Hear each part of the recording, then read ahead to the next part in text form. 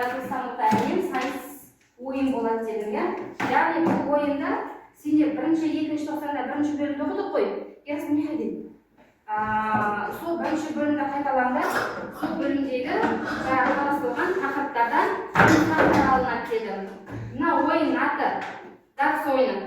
Білеміз ба, дартс ойынын шарды жарамыз, соның ішінен сұрақ шығады, сол сұраққа жауап береміз. Ал енді сұраққа жауап бере алмай қалған жағдайда қарсы топ жауап берсе, сендердің ұпайларыңды сол топ алып кетеді. Соңында марапатталады. Деген жерде болып істейді. Ал бастаймыз ба? Ойынды бастамас бұрын қай сынып? Бірінші бастайтындығын қалай не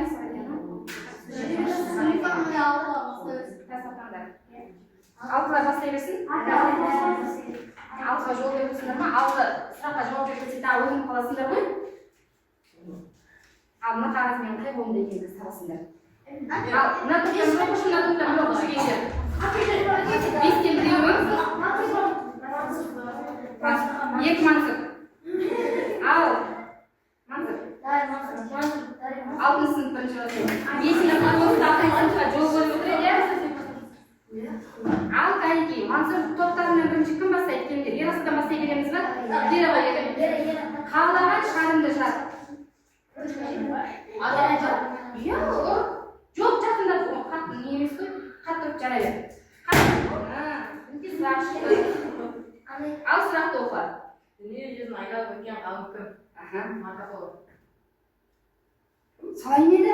Марко Поло дейді. Бес дұрыс па? Дүние жүзін түгелдей айналып шыққан ғалым кім еді? Кім?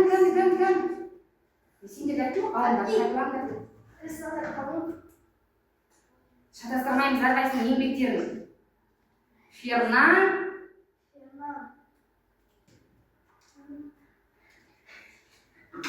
Магеллан.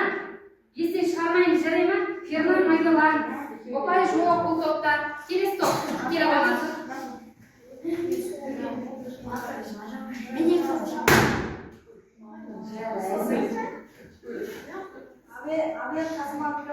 Абел Тасман дегеніміз кім? Қандай ғалым? Несі?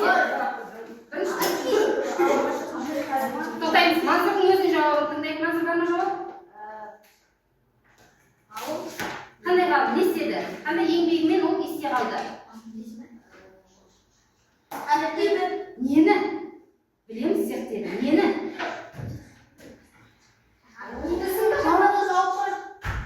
Абел Тасман дегеніміз саяхатшы және зерттеуші, ол Тасманияны зерттеген алғашқы кісі.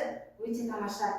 Бұл жалпы мұхиттарды зерттеген, теңіздерді зерттеген, сөйтіп отырып, ол Мінекей, Тасмания аралын, Австралиядағы Тасмания аралын тапты. Сол кісінің құрметіне сол аралды берді. Келесі, 6 сынып. Мына жауап бере алмай қалды, егер жауап берсе, ары жалғастыра беретін еді. Опай, 6 сыныпта.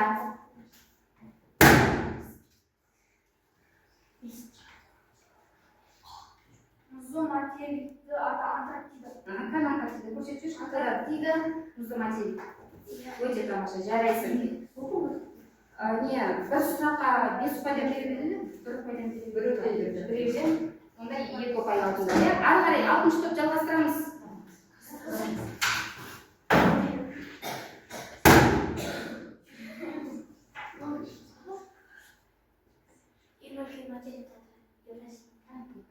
Өте тамаша, Евразия материгі.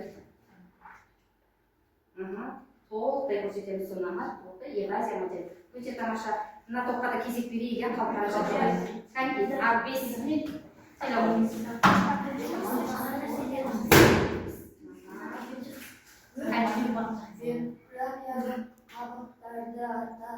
Географиялық қабықтар. Қандай географиялық қабықтар бар еді? Географиялық қабықтар. Биосфера, гидросфера, атмосфера. Қанша болды? 3 ма? Қанша болды? Айтай ғой. Биосфера, гидросфера, атмосфера, Тамаша жауап берді, жарайсыңдар. Топ қорғап шықты, келесі келе ғой. Айгар.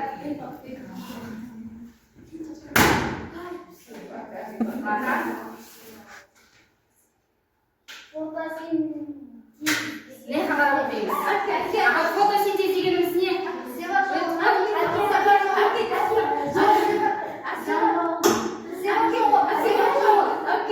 Жақындар анам соны. Бар ма жауап? өсімдіктерге жасыл түсті беретін күннің арқасында. Ерасыл осы өте қатты жақсы жаттап алған ше. Бірнеше сабақтан кейін фотосинтез деген неміз не десем, сразу Ерасыл болып кетіп еді ғой. Тамаша. Араласу дегенде бірінші топ, екінші топ сөйлесіп, иә? Сылтау болады екен. Қалай, иә? Ал, жарайды, келе ғой камера.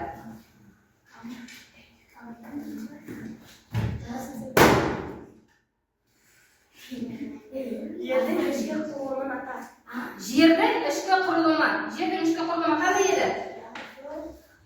Қатты айтты.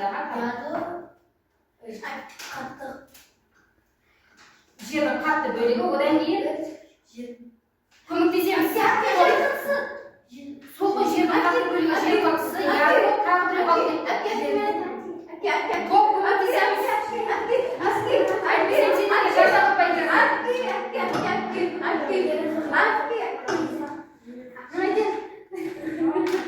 Бар ма жауап? Дидар? Ерасыл. Ядро мантия жер қақсы. Мантияны айтпай кеттіңдер, иә? Ал, жарайды, жеңілдік сендерге 50-де 50.